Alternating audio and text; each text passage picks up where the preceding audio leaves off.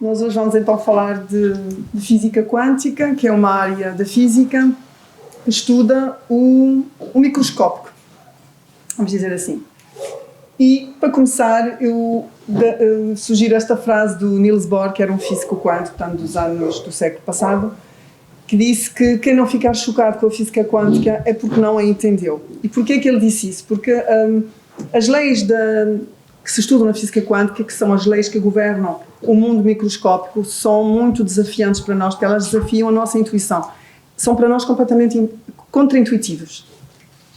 Então, o que é a física quântica? Portanto, é um mundo, como eu já disse, fala do mundo invisível. É muito difícil mentalmente nós representarmos as coisas que acontecem, portanto, ao nível microscópico. Vão perceber ao longo da apresentação porquê. Contraintuitivo, como eu já disse. No entanto, é uma ciência muito bem compreendida e muito precisa a nível matemático. É graças a ela que nós temos os telemóveis e todo o nosso mundo tecnológico. Se não fosse a física quântica e o desenvolvimento dessa mesma ciência, nós não teríamos nada disso. Portanto, é uma ciência que nós temos dificuldade mentalmente em representar, no entanto, está perfeitamente testada e muito bem compreendida do ponto de vista matemático.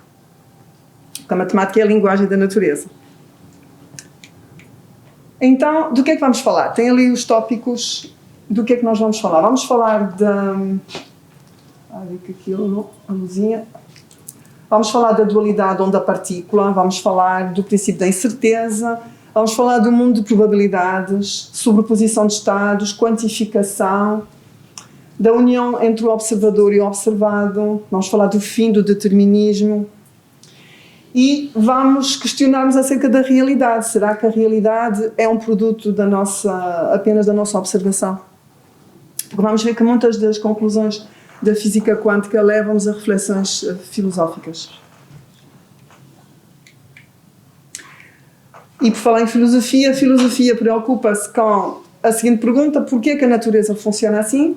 Enquanto que a ciência se preocupa com a questão de saber como é que a natureza funciona e como é que eu consigo provar com a experiência. Porque a ciência explica como é que as coisas funcionam, mas é preciso que haja sempre um suporte experimental para comprovar isso. Então, trazer aqui algumas ordens de grandeza para termos a ideia daquilo de que estamos aqui a falar.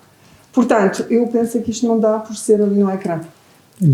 Portanto, desde o raio da galáxia que é da ordem dos 10 elevado a 20 metros, ou seja, 1 com 20 zeros metros, que é, digamos, o infinitamente grande, passando, por exemplo, a distância ao Sol, que é de 150 milhões de quilómetros, o raio da Terra, que é de 6.400 quilómetros, o homem, que anda à volta de 1,70 m, um inseto, que já pode ir até ao centímetro, milímetro, depois as bactérias, sempre descendo, vamos ao átomo, tanto que tem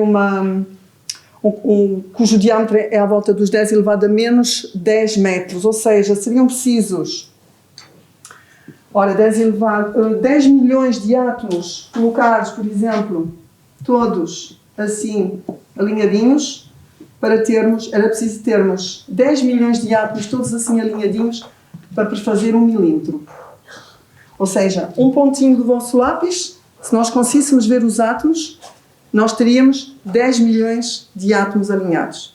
Estamos a falar em algo mesmo muito pequenino, que a nossa mente não consegue sequer imaginar. E claro que estou a falar do átomo, porque agora se formos para o núcleo é 100 mil vezes mais pequenino. Se houver alguma dúvida, podem interromper, não há problemas, está bem? Portanto, começar também por isto, falarmos aqui, refletirmos um bocadinho sobre os nossos sentidos e as suas limitações. Nós somos muito limitados no que diz respeito aos nossos sentidos. Por exemplo, existem muitas radiações no que diz respeito à luz, às radiações da luz, que são as radiações eletromagnéticas. Nós só vemos uma franjinha pequenininha desse espectro, nós só vemos aquilo que chamamos de luz visível.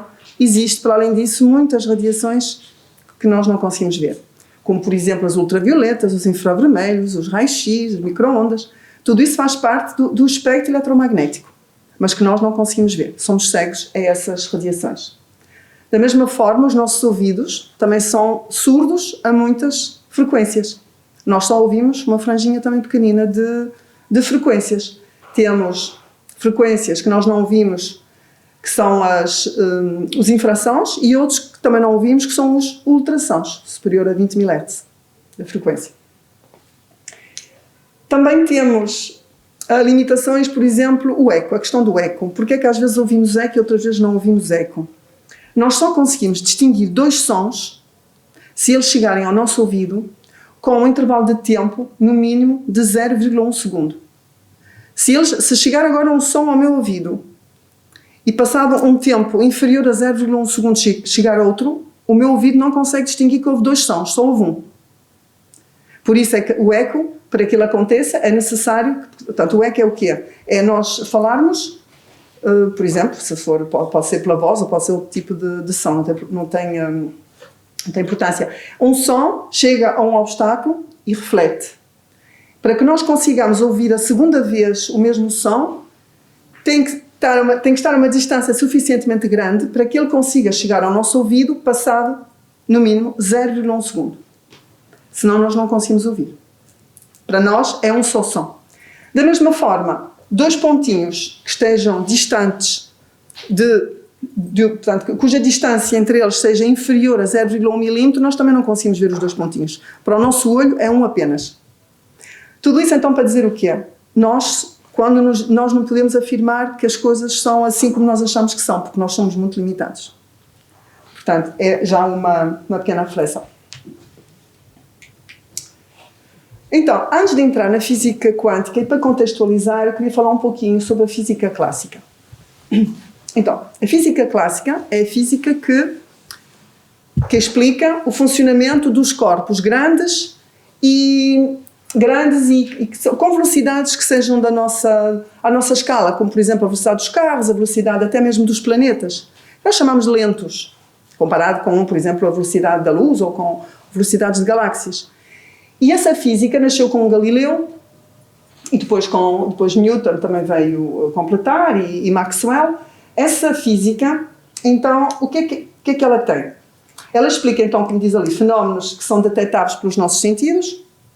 E é uma ciência de causa e efeito, ou seja, é uma ciência que é uma física que ainda hoje se usa muito para tudo aquilo que diga respeito a, por exemplo, planetas, para prever posições de planetas e prever eclipses, isso tudo, funciona muito bem. É uma equação que é baseada em equações que nós colocamos lá, por exemplo, se soubermos uma causa, se eu hoje souber qual é a posição de um determinado planeta, e eu consigo, através de umas equações matemáticas, saber onde é que ele vai estar daqui a uns minutos. Se eu souber, por exemplo, se eu tenho uma bola num campo de futebol parada e eu souber a força, o valor da força e a direção da força e o sentido da força que o jogador vai dar à bola, eu consigo, e se souber a direção do vento e essas coisas todas, eu consigo, com as equações da física clássica, saber exatamente onde é que a bola vai parar e com que velocidade vai chegar. É uma física, portanto, baseada em equações matemáticas bem sólidas, em que as medições não dependem do observador e nem sequer dependem do instrumento de medida, que pode ser um observador. Por exemplo, a Lua existe mesmo que não estejamos a olhar para ela. Uma maçã vai cair da mesma forma, quer nós olhemos para ela, quer não. Não é o facto de eu pegar numa máquina fotográfica para fotografar uma maçã a cair que ela vai deixar de cair como está a cair. Isso é o que explica a física clássica. É aquilo que acontece, no fundo, no nosso mundo. Ou seja, chegados ao final do século XIX, os físicos achavam que a natureza já não tinha segredos. Para eles, já tínhamos, mesmo Maxwell já tinha dado as suas equações do eletromagnetismo, onde ele já tinha comprovado que a luz era uma onda, e achavam que a natureza já sabia tudo sobre a natureza. Falar ainda vamos falar também de átomo, mas antes de entrar na física quântica, a ideia de átomo já nasceu na Antiguidade. Com Demócrito, portanto, havia a corrente filosófica, o atomismo, já há 5 séculos antes de Cristo, em que já falava na ideia de que a matéria, que havia um limite na divisão da matéria. Eles faziam esta experiência mental. Se eu pegar uma pedrinha e a dividir a meio, eu consigo obter 2 bocadinhos mais pequeninos. E se eu volto a dividir cada um deles, eu vou obter uns bocadinhos ainda mais pequeninos. E assim sucessivamente. Mas Pensavam eles, vai chegar a um ponto em que eu não consigo dividir mais. Quando eu não conseguir dividir mais, eu vou obter algo indivisível. E indivisível em grego é átomo. Então, pensavam eles que o átomo era a partícula mais pequena obtida através da divisão da matéria. No entanto, as ideias que estavam associadas a esta teoria já eram muito à frente para o tempo, porque eles diziam que os átomos eram indestrutíveis e que o mundo era constituído por átomos e por vazio. E por causa da ideia do vazio, é que a ideia do atomismo não perdurou. Portanto, Aristóteles detestava o vazio. Então, até ao final do século XIX, a ideia do atomismo foi abandonada e vieram outras teorias para a constituição da matéria. Entretanto, chegamos então ao final do século XIX e há um físico, isto é só um breve resumo da história do átomo, que só a história do átomo já dava para outra conferência. Começa com Dalton, então, no final do século XIX, no início do século XIX, que retoma a ideia do atomismo, em que ele considerava que o átomo era uma esferinha sem nada dentro. Entretanto, através de uma experiência que é feita por acaso, porque muitas vezes é isso que acontece na ciência, está-se à procura de uma coisa e por acaso descobre-se outra. E aqui descobre-se, em 1897, então, o eletrão. Quem descobre é Thomson, e quando descobrem que o eletrão é uma partícula negativa, o Thomson descreve o átomo como o modelo de passas, o modelo do pudim de passas, aliás, o modelo do bolo de passas, que é aquela bolinha ali vermelha com aquelas pintinhas que representam os eletrões. Então, o átomo era, aquela zona ali mais vermelha, tudo era positiva, uma massa positiva, dentro da qual estavam os eletrões. Era o modelo dele, mas não é esse, o modelo atual. Entretanto, Rutherford faz uma experiência para comprovar se era mesmo assim e descobre que, afinal, o átomo tem uma zona central em que estão concentradas lá as partículas, as tais partículas positivas, não estão todas espalhadas pelo pudim, estão numa zona central. Eu já vou descrever melhor o modelo atual. Entretanto, Bohr, vamos ver porque tem o seu modelo, porque Rutherford, depois de descobrir que o núcleo estava no centro do átomo, descreveu o átomo como se fosse um sistema planetário, em que tínhamos o núcleo no centro e à volta os eletrões a descreverem órbitas como os planetas à volta do Sol. Mas não dava para explicar aquilo que se via experimentalmente, sabiam que havia ali qualquer coisa que não estava bem. Então surgiu depois do que vamos ver, surge o modelo quântico, que já passo a explicar. O neutrão só foi descoberto em 1932, porque o neutrão é uma partícula neutra, não tem carga, e como não tem carga era muito mais difícil de a visualizar. Então, o átomo, como é que nós o representamos? O átomo tem o núcleo, portanto, esta zona, o núcleo.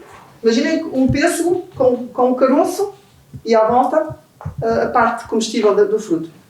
Então, o caroço é onde estão concentradas os prótons e os neutrões, que são as partículas mais pesadas do átomo, estão lá dentro do núcleo, muito bem protegidas. E à volta temos, então, os eletrões, que são cerca de 2000 vezes mais leves que os prótons e que os neutrões, e que se encontram naquilo que nós chamamos a nuvem eletrónica. Se um dia passarem pela internet a ver a representação dos elementos químicos, portanto, eles representam-se assim, em que temos o X representa o símbolo do elemento, já vou mostrar na tabela periódica. Em baixo colocamos aquilo que chamamos o número atómico, que é o número de prótons do átomo, e em cima o número de massa, que é o número total de partículas que estão dentro do núcleo. Então, tudo bem? Não há dúvidas para já?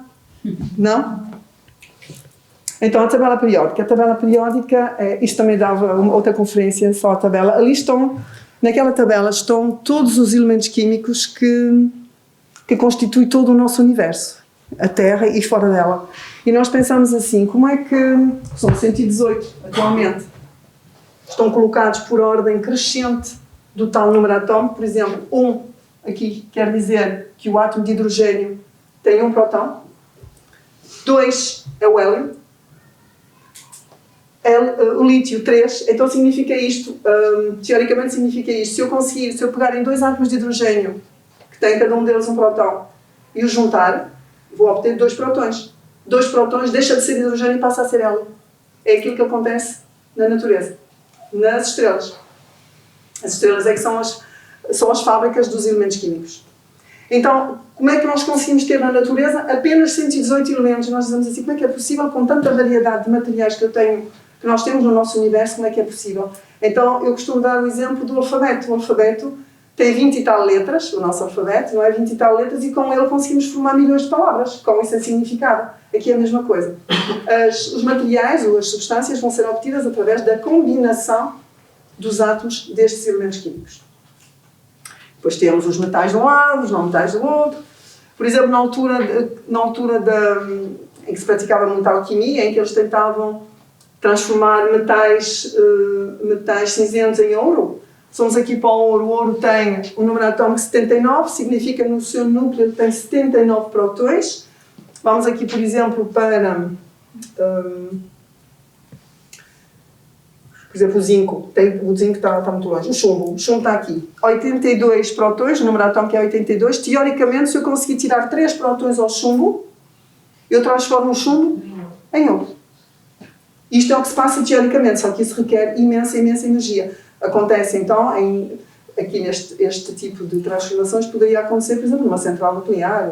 Não se consegue no nosso dia-a-dia. Aquilo que acontece, aquilo que nós chamamos de reações químicas, que depois vou explicar a diferença, mas aquilo que nós no dia-a-dia chamamos de reações químicas, como, por exemplo, aquilo que se passa na nossa cozinha, aquilo que se passa dentro do nosso corpo, não mexe nos núcleos, apenas nos átomos. Nas moléculas, aliás, separa os átomos das moléculas, mas não altera as pecinhas dos puzzles. Eu vou explicar, tenho aqui outro exemplo a seguir. Outro facto interessante também, quem descobriu esta tabela e quem foi construindo esta tabela no século XIX foi o russo Mendeleev. Quando ele construiu a tabela, ele não a completou toda, não foi ele que fez isto tudo, ele deixou lá espaços vazios. Ele sabia que havia de existir um elemento para colocar naquele espaço, porque isto depois obedece, por isso é que se chama periódico, obedece a regras. Por exemplo, os elementos químicos que estão aqui, a partir do hidrogênio não, mas a partir do lítio, têm todas as mesmas propriedades químicas, os que pertencem aqui a este grupo também têm todas as mesmas propriedades químicas e por aí fora. Ao longo de um período, chama-se período, a linha é o período e a coluna é o grupo. Também obedecem a umas regras que são periódicas, daí o nome de tabela periódica.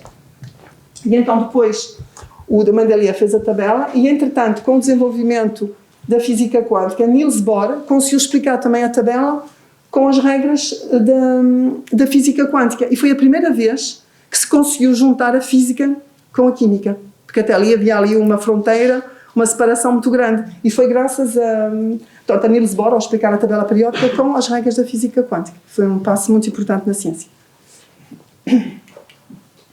Então, agora moléculas. Qual é a diferença entre molécula e átomo? A molécula será, então, a pecinha, vamos chamar a pecinha do Lego.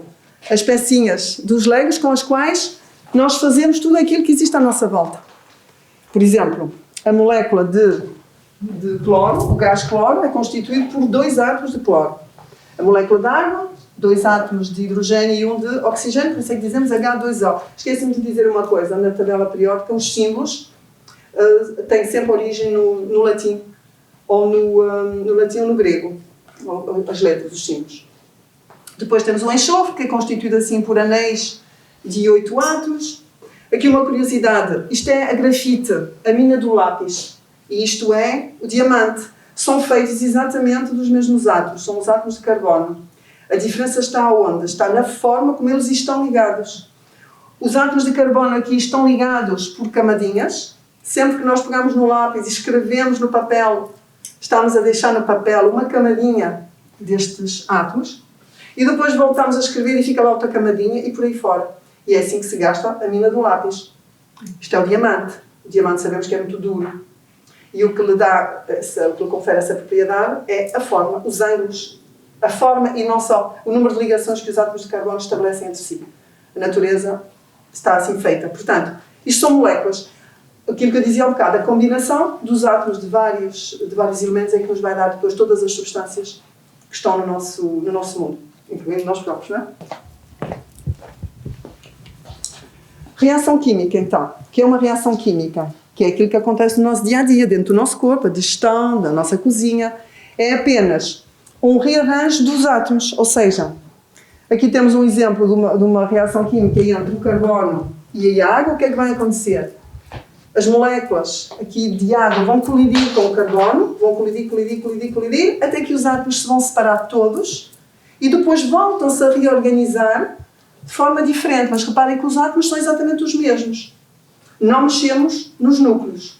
Isto é só uma reação química. Isto é o que acontece todos os dias, quando estamos a respirar, quando estamos a transpirar, até no pensamento, libertação de hormonas, tudo aquilo que acontece dentro de nós, na nossa cozinha, todo lado, natureza, fotossíntese, a todo momento estão a haver reações químicas.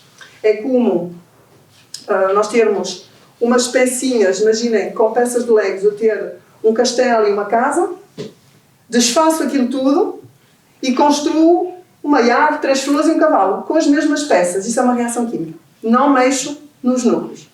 Ok?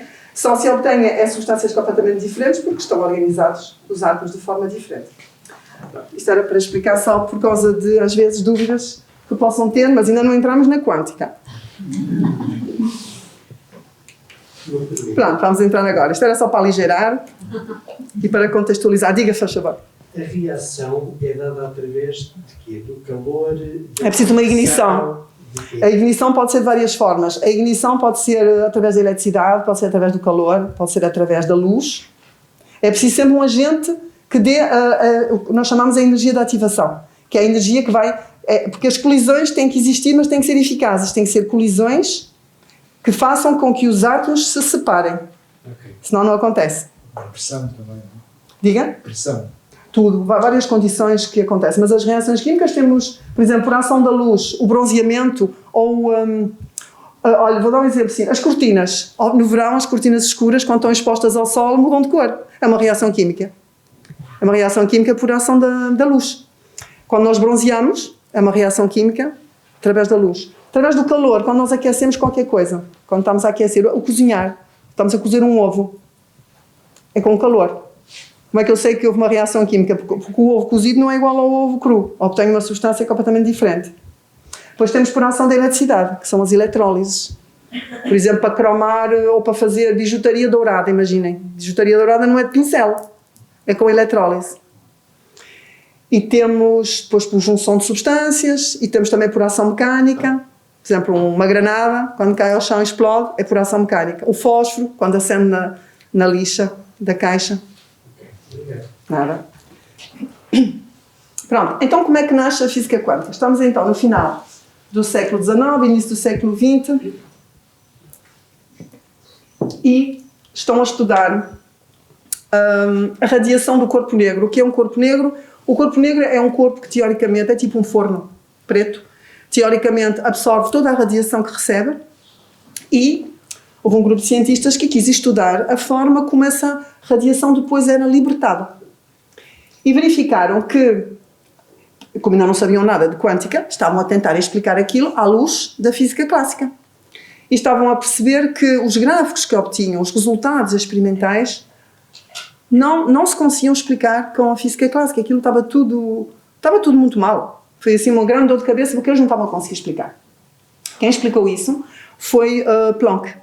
Portanto, Max Planck foi por isso é que se chama também quântica, porque ele depois descobriu que afinal a energia que saía do forno, só podia ser explicado assim, do forno ou do corpo negro, saía por pacotinhos, os pacotinhos que nós chamamos os quantums de energia. Um quantum é uma unidade mínima. Depois Einstein costumava brincar com isso e dizia, isto é como os barris, que diziam que ele gostava muito de cerveja. É como os barris de cerveja, é como se a cerveja aqui deste barril só pudesse sair aos 300 ml cada vez. Eu não consigo tirar 500 nem 450, eu tenho que tirar só 300. A cerveja só sai aos 300 de cada vez. Era uma analogia que ele fazia para explicar isso. Portanto, a energia era libertada por pacotinhos. Isto era muito estranho. É como se eu tivesse uma torneira, portanto, através da física clássica, nós imaginávamos a energia a correr como uma torneira aberta e a água a correr continuamente. Mas não, ela estava a ser lançada por pacotinhos. Isto era muito estranho, porque nós não tínhamos nada disso na física clássica. Entretanto, dá-se outro tipo de experiências em que se estava a observar que alguns metais, às vezes, quando eram iluminados por uma determinada radiação, conseguiam libertar eletrões, assim do género. Portanto, tínhamos por exemplo, uma placa metálica, portanto, feita de átomos, chegava aqui uma radiação e havia um eletrão que era injetado. Eles não estavam a perceber o que estava a acontecer. Como é que era possível a luz, que nós considerávamos que era uma onda, como é que era possível a luz arrancar eletrões dos metais? E foi Einstein que explicou. E como é que ele deu a explicação? A explicação foi que a luz aqui comportava-se como se fosse partículas. A luz não era afinal só uma onda, era também partículas. A luz era constituída de grãozinhos que nós hoje chamamos de fotões. E só se explicava assim, portanto, os grãozinhos da luz, um grãozinho de luz arrancava um eletrão. Foi assim que ele explicou. E isto foi uma grande dor de cabeça, porque eles pensaram, então, mas afinal a luz pensávamos que era uma onda e afinal são partículas. E vamos ver depois o que é que eles vão fazer com experiências e chegaram à conclusão que afinal a luz era as duas coisas ao mesmo tempo. Daí nós falamos em dualidade de matéria e luz. Então é assim que nasce a física quântica, através destas duas experiências. Então, o que é que acontece nos 25 primeiros anos? Isso é agora do ponto de vista da história. O Planck então resolve o problema da radiação, como eu já expliquei. Depois Einstein explica o efeito fotoelétrico. Esse efeito fotoelétrico ainda hoje é muito usado nos circuitos elétricos. Em muitos circuitos elétricos é usado. Depois Bohr elaborou o seu modelo de átomo. Foi assim que ele percebeu, porque ao bocado naquele modelo nós tínhamos o núcleo do átomo e à volta os eletrões. E quando eu disse que Rutherford deu como modelo que os eletrões circulavam em órbitas à volta do núcleo como se fossem planetas à volta do Sol. Mas sabia-se, à luz da física clássica, que isto não podia ser.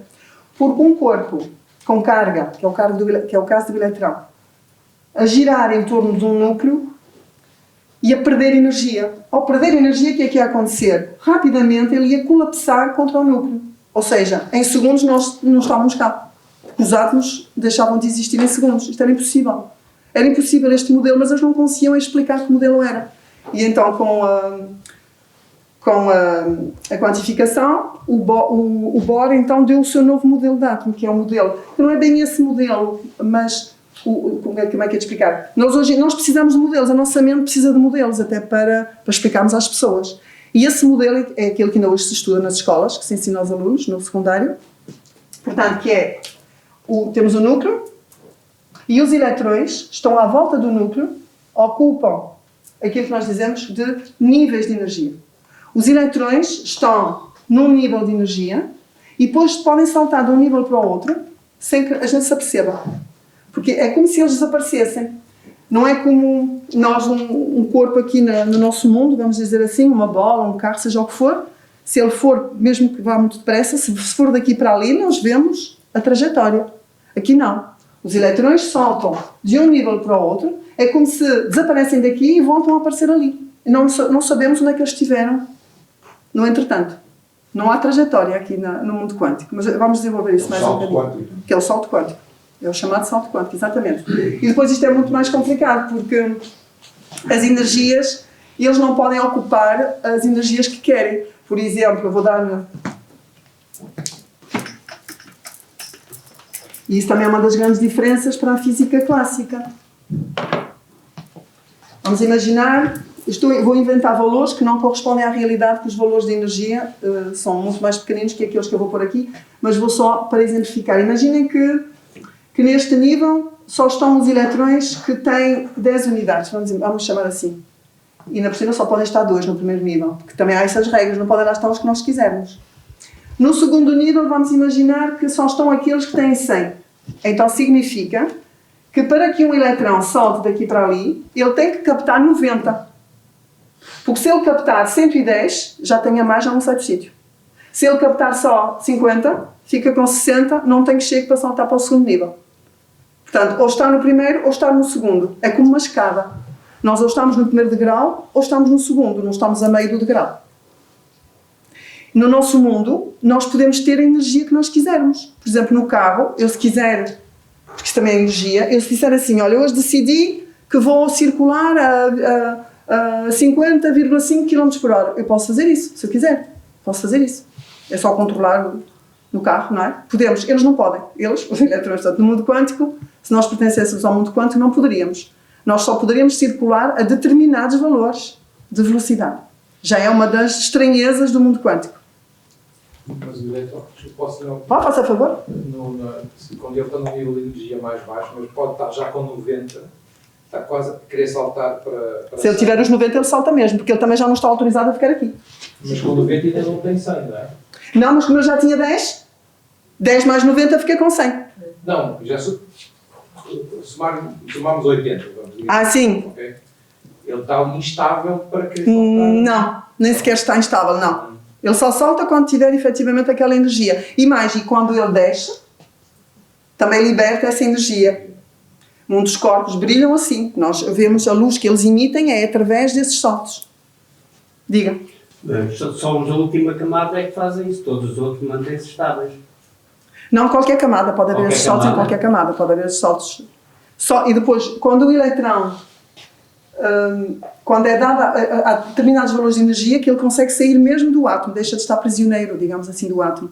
E quando ele deixa de estar prisioneiro do átomo... Quando ele passa para o outro... Para o nível infinito, nós chamamos de nível infinito, é quando ele deixa de pertencer ao... Porque o átomo, como tem um núcleo positivo e os eletrões são negativos, o núcleo atrai os eletrões. E eles ficam ali presos no átomo porque estão atraídos pelo núcleo. Quando o eletrão consegue afastar-se o suficiente, nós dizemos que ionizamos o átomo, ele transforma-se em íon. Ainda é outro fenómeno. São atraídos porque há uma força forte, não é? A força forte que existe dentro do núcleo, claro que sim, claro que sim. E que só acontece mesmo ao nível dessas partículas. E é essa força que explica como é que os prótons se mantêm coesos, porque se os prótons são todos positivos, como é que eles se conseguem manter? Então eles não deveriam afastar-se, mas duas cargas positivas nós sabemos que se afastam. Só que dentro do núcleo existe uma força, chamada força forte, a força nuclear forte, que os mantém coesos. Que é gigantesca. Que é gigantesca. Que é a força mais forte que se conhece. Exatamente. E a captação que acontece porquê? Porque pode ser, por exemplo, nós podemos, dizemos nós, excitar o átomo. Como? Dando-lhe energia. Pode ser a luz, simplesmente, por exemplo, na atmosfera, as radiações, pode ser isso. Excitam o átomo na medida em que lhe estão a dar energia. Pode ser através de uma passagem de uma corrente elétrica, pode ser a luz. E ele junta-se com outro e com outro e com outro. É o que está a falar disto? Não. Sim. Não, o eletrão está dentro do átomo. Recebe energia, por um processo qualquer, e muda de nível. Porque recebe energia a mais para aquela que lhe é autorizado a ter naquele nível, digamos assim. Essa captação é de fora, não é de dentro? É de fora, exatamente. É de fora. É de fora, sim. Mas já agora mais uma pergunta. Sim, faça favor. Se a camada seguinte já estiver toda preenchida, não pode ir para ali. ele não Claro que não. Vai para uma que tenha, onde haja espaço. Exato, boa pergunta, claro que sim. Primeiro nível só podem estar 2, segundo nível podem estar 8, terceiro nível já cabem 18, mas se for o último não pode ter mais que 8, há muitas regras. Muitas regras. Mas digamos, eu queria saltar para a camada de 8. A natureza está bem feita. Mas não tem para ir para a terceira camada. Não sai do sítio. Ele não Não sai do sítio. Não. Porque ele não pode. Não. Empurra um para o outro e o outro. Não. Não é o nosso mundo em que se empurram uns aos outros, não. O arquiteto sabia o que sabia a fazer. Sabia o que estava a fazer, sim senhor. Então, o Bohr elaborou o seu modelo. Entretanto, Louis de Broglie, que era um francês, pensou assim: então espera aí, se afinal a luz, que nós achávamos que era só onda, se também é partícula, se calhar tudo o que é aqui material, tudo o que está aqui à minha volta, até nós, que lá também somos ondas. Pensou ele, será que somos? Então Schrödinger começou logo a fazer a sua equação e descobriu uma equação onde ele... Já vou falar da equação primeiro, mas antes disso, Louis de Broglie, então, a tentar descobrir isso, descobrimos que não, porque... E posso também explicar porquê. Porque nós somos corpos demasiado... Nós, eu digo nós, mas pode ser até um inseto mais pequenininho que nós consigamos encontrar aqui. São corpos demasiado pesados, têm muita massa para ter essas propriedades quânticas. E pode ser ainda visto de outra forma. Também porque são constituídos por muitas partículas. Vamos ver em que é que as muitas partículas também fazem com que não possam ser considerados corpos quânticos. E também por isto, uma onda, matematicamente, é representada assim. E acontece isto... a distância entre, isto chamam-se cristas da onda e isto chama-se os vales da onda. A distância entre duas cristas chama-se comprimento de onda. E acontece que existe uma fórmula matemática que relaciona, por exemplo, a velocidade com o comprimento de onda e com a massa, nós seríamos ondas assim. Agora eu vou ter que desenhar desta forma, mas nós seríamos ondas com um comprimento tão pequenininho, as cristas estariam praticamente todas juntas, por isso é que já não deixamos de ser onda. Quando o comprimento de onda passa a ser ínfimo, porque dá para calcular. Dá uma forma matemática que dá para ver, eu posso calcular o meu comprimento de onda. Vai dar um valor tão pequenino, praticamente é como se não fosse nada, por isso é que nós não somos ondas, também. É outra forma de ver isso com a matemática, porque a matemática, como eu disse há bocado, é a linguagem da natureza. Entretanto, então Schrödinger descobre a sua equação, e a sua equação tem como uma equação muito complicada, cuja solução é aquilo que nós chamamos de uma função de onda, e a função de onda é aquilo que vai descrever o eletrão. Só que então, com aquela equação eles conseguiam explicar tudo aquilo que viam, que observavam. Mas ninguém conseguia entender qual era o significado mesmo, mentalmente, mas o que é que isso significa? É o que é a matéria, a energia, é o que é? Ninguém conseguia perceber. E quem vem interpretar essa função de onda é Born, que ainda é outro senhor, que era muito amigo do Einstein. E esse senhor, que era avô de uma atriz que muitos se lembrarão, a Olivia Newton-John, que fez o Grease, ele era avô dela. Que não tem nada a ver, não é? Mas que era um quântico e ela era atriz. E então o Born descobre, então, ele interpreta a função de onda em termos de probabilidades. O que ele vai dizer, pronto, é mais uma das estranhezas que eu vou explorar a seguir, mas ele diz que na verdade é o quadrado da função de onda que faz isso, mas para aqui não interessa, mas ele diz que afinal no mundo quântico só se pode falar em termos de probabilidades. Eu não posso dizer assim, eu vou encontrar o eletrão ali, não, eu só posso dizer o eletrão tem esta probabilidade de se encontrar ali. Não, é impossível nós dizermos onde é que ele vai estar e com que energia ele vai estar. Só conseguimos calcular com grande precisão a probabilidade de ele se encontrar num determinado sítio ou noutro. E Einstein foi sempre contra essa ideia. O princípio da incerteza é a base disso. Já vamos falar nisso também. Nunca sabemos. Uma coisa ou outra. Exato, ou uma ou outra, exatamente. Nunca as duas ao mesmo tempo. Tem a ver com isto, sim. E então Einstein estava em desacordo. Ele disse, não, calma aí, isto não pode ser assim. Vocês sabem porque é que isto está assim? Está assim porque a física quântica, dizia Einstein, é incompleta. Está incompleto, nós não sabemos. E Deus não briga com os dados. Deus não joga os dados, disse Einstein. E Born respondeu, olha amigo, calma aí, quem é o senhor para dizer como é que Deus há de brincar? E então eles eram grandes amigos, escreveram cartas durante toda a vida, mas Einstein nunca concordou. Ele morreu a achar que a física quântica estava incompleta. E é por isso que não se conseguia saber as coisas que nós agora sabemos que não se consegue, não é? Então, agora vamos falar dos conceitos principais. Então, a quantificação, dei há bocado o exemplo dos barris de cerveja, porque Einstein gostava de brincar com isso. Mas agora, outro exemplo, é como se nós vamos numa estrada, temos lá um radar e depois à noite a polícia vai ver as imagens para ver quem é que vai multar e apercebe-se que só aparecem aqueles valores. Se só há gente a passar a 27, a 42, a 51 e a 78 km por hora. Não temos aqui ninguém a 28, não temos aqui ninguém a outro valor qualquer. Isso é a quantificação, é só aqueles valores. Isto é uma primeira estranheza. Quando se vai medir, é aquilo que já paguei, das órbitas, do eletrão à volta do núcleo, e ele só pode ter determinados níveis de energia, a mesma coisa. Outro valor, outra quantificação. Outro exemplo, quando nós comemos, é como se nos fosse autorizado, imagina, estamos a comer uma maçã, é como se nós só pudéssemos comer ou a maçã inteira ou nenhuma. Ou uma, ou duas, ou três, mas não podíamos comer só metade, nem uma e meia. Só valores inteiros daquele valor unidade.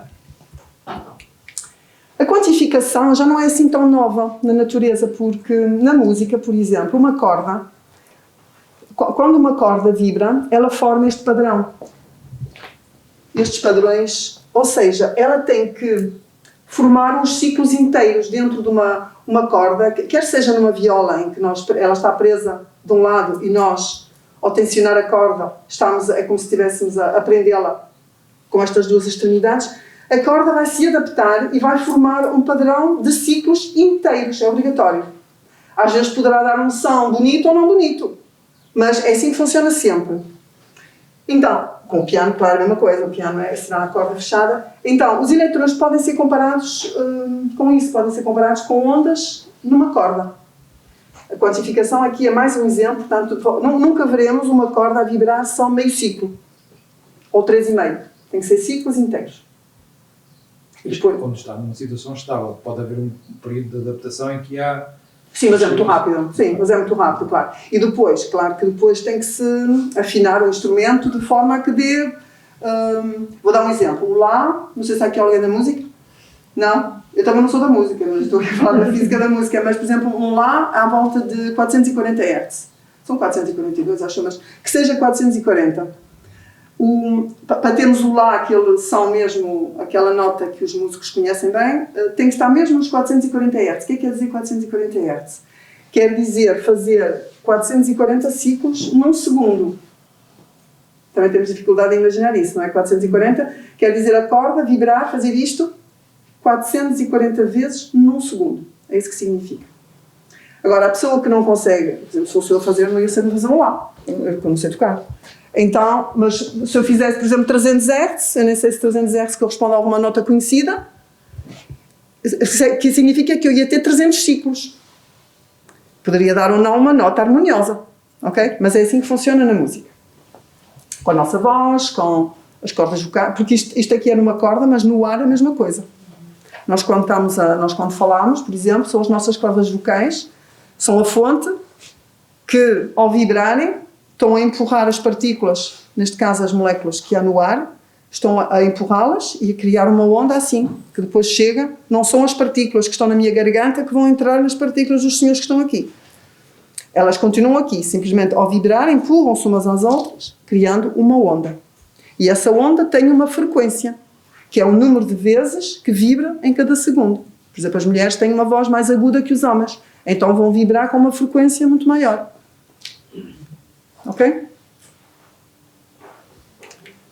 Outra forma de ver, ao bocado desenhei ali aquelas duas órbitas, a que estava mais próxima do núcleo é o nível mais interno, é o nível de menor energia. Depois a seguir temos um nível com mais energia, já se vê ali mais ciclos, porque maior energia também pode ser visto desta forma. Portanto, o eletrão pode ser visto como uma corda presa dentro de uma jaula, que vibra à semelhança das cordas dos instrumentos musicais. Pronto, tudo isto, e depois passam, lembra-se há um bocado de dizer que passava de um nível ao outro, sem que nós saibamos por onde é que andou pelo caminho. Aqui passam, os eletrões dentro do átomo passam de um nível para o outro, tal como um músico consegue passar de um Mi para um Fá. É só alterar a vibração. Ao alterar a vibração está a alterar a nota. E nós aqui, ao alterar o nível, estamos a alterar a energia do eletrão. Certo? Sim? Entretanto, vamos falar agora da dualidade. A dualidade, então, é... Na quântica, os corpos quânticos poderem ser considerados simultaneamente onda e partícula. Então é como se, por exemplo, aqui vê-se aquela mancha ali, é o que a matemática vê como função de onda. E o que nós sabemos, depois a seguir vou explorar isso mais um bocadinho, o que nós sabemos é que quando a função de onda, quando se tenta medir essa função de onda, nós dizemos que ela colapsa, quer dizer que ela passa de onda para matéria. É como se, visto aqui uma nuvem, vemos a nuvem toda, como nós sabemos que são as nuvens, fotografamos a nuvem, ou seja, estamos a interagir com ela porque estamos a tentar observá-la, e quando vamos a revelar a fotografia, o que é que nós vemos? Um ponto, a gota d'água. É isso que acontece na quântica. Eu vou já explicar... Sim, eu vou explicar tentar dar uma analogia. Imaginem que eu estava à procura do meu telemóvel. Saímos da sala e eu sei que deixei o telemóvel aqui na sala. Eu não sei onde é que ele está, mas sei que ele está aqui dentro. Então, eu calculo com a função de onda, calculo a probabilidade, consigo calcular com grande precisão, a probabilidade de ele estar na mesa, outra probabilidade de ele estar pendurado no teto, outra probabilidade de ele estar ali debaixo daquela cadeira.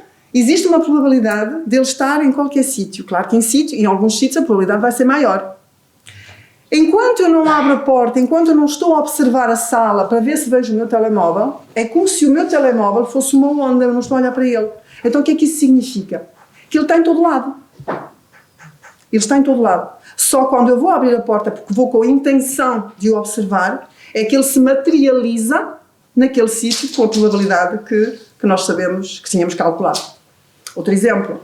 Imaginem que vamos pescar para um tanque grande e o meu peixinho está dissolvido na água.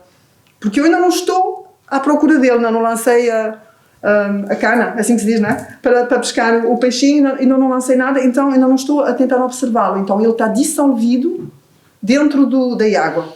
No momento em que eu vou lançar a cana já vou com a intenção de o observar. Nesse momento ele materializa-se. É isso que acontece na quântica. Daí a dualidade. Onda é quando nós não estamos a observar. E essa experiência, que é a experiência da dupla fenda, já foi feita, eu tenho um videozinho para vos mostrar, já foi feita e repetida em muitos países do mundo e imensas vezes. Agora, um facto engraçado é que nesta ideia de fotografarmos a nuvem e depois de ela se materializar num pontinho quando vamos a ver a fotografia, se nós fizermos várias fotografias, depois reconstruímos o padrão da nuvem. Ou seja, é normal, porque a soma das probabilidades também tem que dar sempre 1. Ou seja, se eu fizer um número de fotografias infinito, eu vou conseguir reconstruir o meu padrão. Com os pontinhos todos, de acordo com as probabilidades. Já estão chocados. Já. Essa é mais uma das estranhezas. Mais uma das estranhezas. Exatamente. Estranhezas porque para nós, agora, para os físicos quânticos, para quem trabalha com isto, como a matemática é isso que ela descreve, para eles não é estranho aquilo que a matemática nos diz. O que é estranho é nós conseguirmos mentalmente, porque nós, sempre que nos dizem alguma coisa, sempre que nos contam uma história, sempre estão a contar, olha, ontem eu fui a tal parte, eu fiz isto, fiz aquilo, nós tentamos sempre imaginar, nós imaginamos sempre.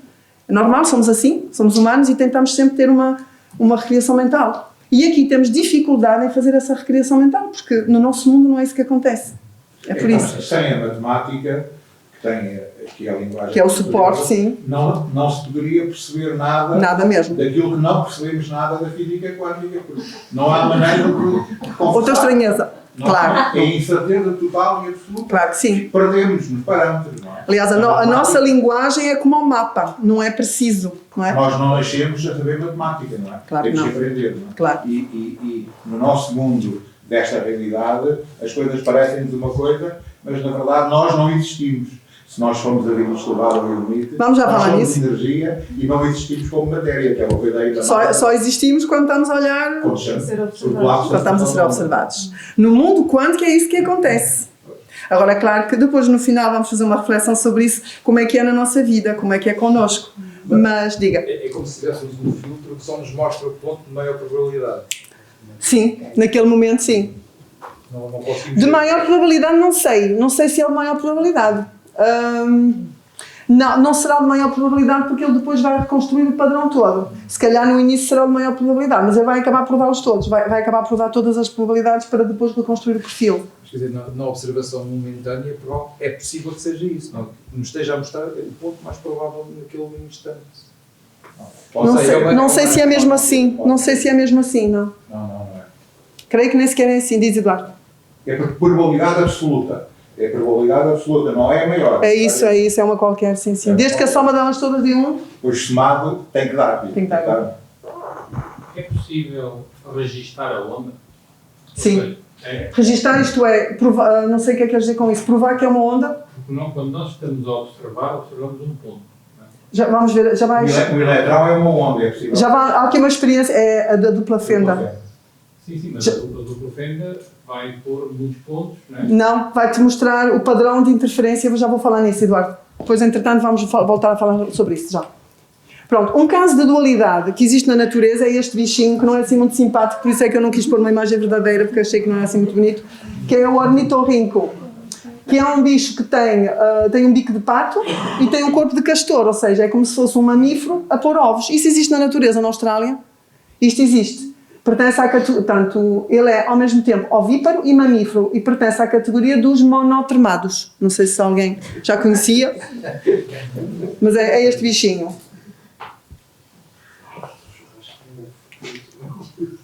Ora bem, agora a equação de Schrödinger. A propósito desta equação, o Max Born, que foi aquele que deu, portanto, a interpretação da equação, eu vou passar a ler o que ele disse. Ele escreveu: a obra pela qual eu tive a honra de receber o Prémio Nobel não contém a descoberta de um novo fenómeno natural, mas sim a base de uma forma de pensamento no que diz respeito aos fenómenos naturais. E isto é muito profundo do ponto de vista filosófico. Ok?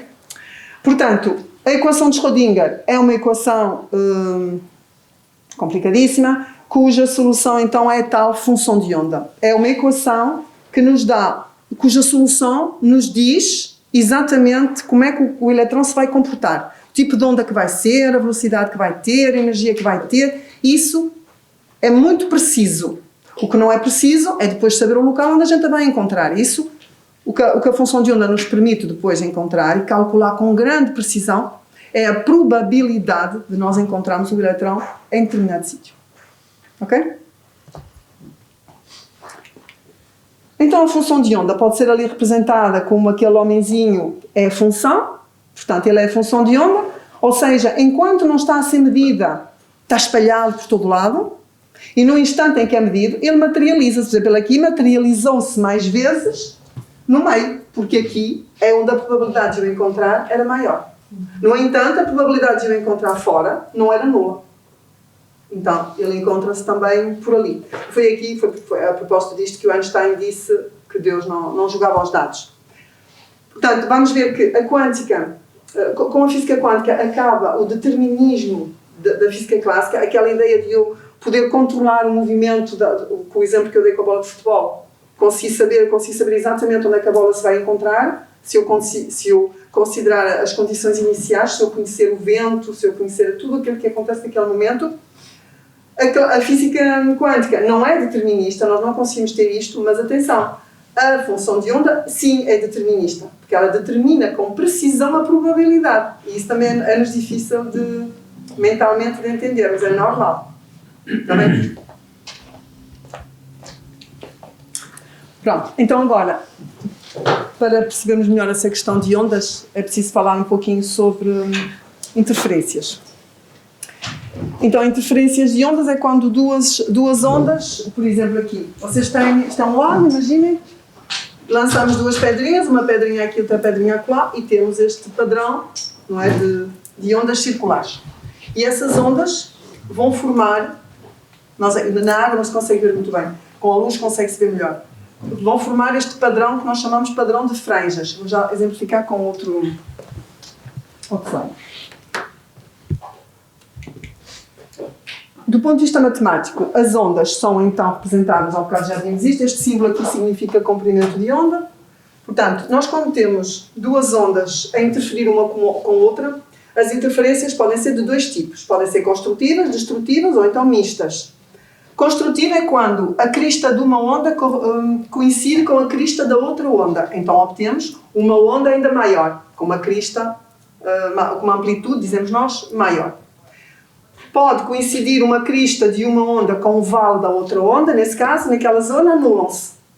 Então não se passa nada. Não temos uma onda. Ou pode ser misto, então temos uma onda que já não é uma onda daquele género. Isso para dizer o quê? Portanto, esta experiência foi a experiência isto é a experiência que se faz sempre que nós queremos comprovar que algo é onda. Aqui fez-se passar a luz por uma fenda, temos uma onda, e essa onda, por ser onda, sabemos que era o que aconteceria se fosse água, vai, ao chegar aqui ao outro anteparo, vai encontrar então duas aberturas e vai entrar, uma parte da luz vem por esta e outra parte vem por aquela. E depois vai criar duas ondas que vão interferir uma com a outra. E vamos obter, se colocarmos um ecrã ao fundo, encontraríamos esse tipo de padrão que chamamos as franjas de Jung, porque foi Jung no início do século XIX que fez essa experiência pela primeira vez para comprovar que a luz era realmente uma onda. Então temos as zonas clarinhas, que é onde temos as duas cristas a sobrepor-se, e as zonas escuras, onde temos as cristas a sobrepor-se a um vale, onde se anulava. Está bem? Portanto, esta experiência é aquela que se faz sempre que há sempre que há necessidade de comprovar que temos uma onda.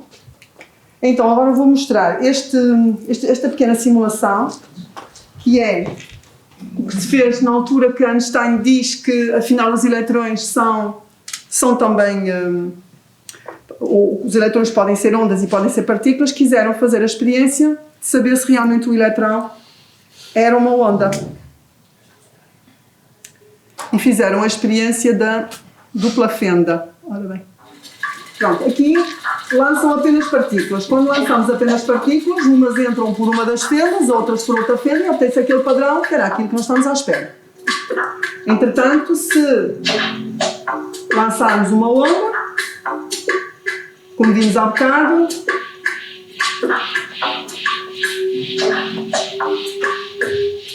as tais franjas de Jung. Agora lança-se um objeto quântico, por exemplo, um eletrão. O que é que observa? Um ponto.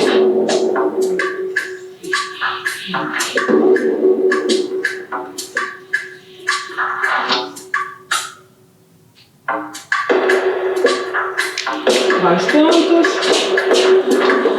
No entanto, chega-se ao fim e temos um padrão de... Aqui stop. E temos então um padrão de franjas com partículas. Então ficaram a pensar, bom, mas então afinal o eletrão sempre é onda. Será onda? Vamos ver. Por onde é que ele terá passado? Por qual dos orifícios é que ele terá passado? E vão colocar agora um olho, pronto, aqui na simulação um olho, e vamos ver o que acontece.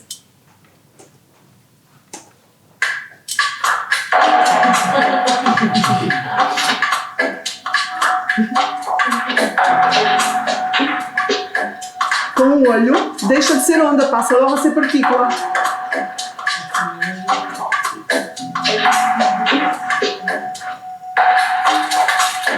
Ou seja, o eletrão, afinal, agora que tem ali um olho, já só passa por uma fenda. E no final já não temos o padrão de interferências. Ou seja, o que é que aconteceu? O observador modificou a experiência com a sua presença. Portanto, o eletrão, primeiro quando ele encontrou o ecrã, materializou-se, ao encontrar o ecrã, materializou-se, passou de onda para partícula. Vamos ver o que é que acontece aí, que é tal colapso da função de onda. Ele ao colidir com o ecrã, ele está a entrar em contato com o meio ambiente, por isso perde as suas propriedades quânticas, por isso é que ele se materializa. O que é que aconteceu com a presença do observador, do olho? Aconteceu que o eletrão é como se o eletrão soubesse que estava a ser observado. Como se soubesse que estava a ser observado.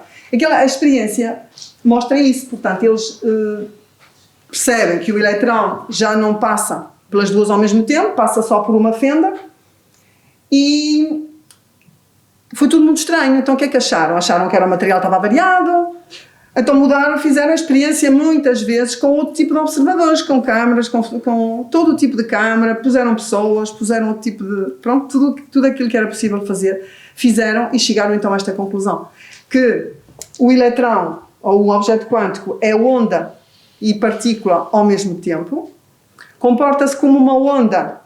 Ou seja, está em todo lado, está naquilo que eu ainda não falei nisso, vamos falar a seguir, que é sobreposição de estados. Ele encontra-se em todo lado ao mesmo tempo, está em todos os sítios ao mesmo tempo, porque é isso que a matemática nos diz, é como se nós falamos em sobreposição de estados, até que nós decidimos observá-lo. E no momento em que nós o observamos, ele deixa de estar nos vários estados ao mesmo tempo e materializa-se num só ponto. E essa experiência foi feita realmente.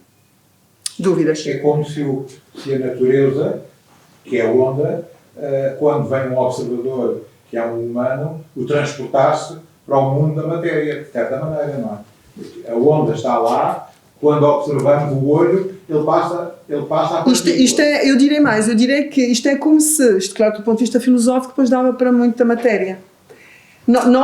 É como se a matéria ou as coisas se comportassem como nós queremos que elas se comportem, porque se eu quero vê-lo, é porque eu já estou a assumir que é uma partícula. Pois. Já colapsou, não é? Já colapsou.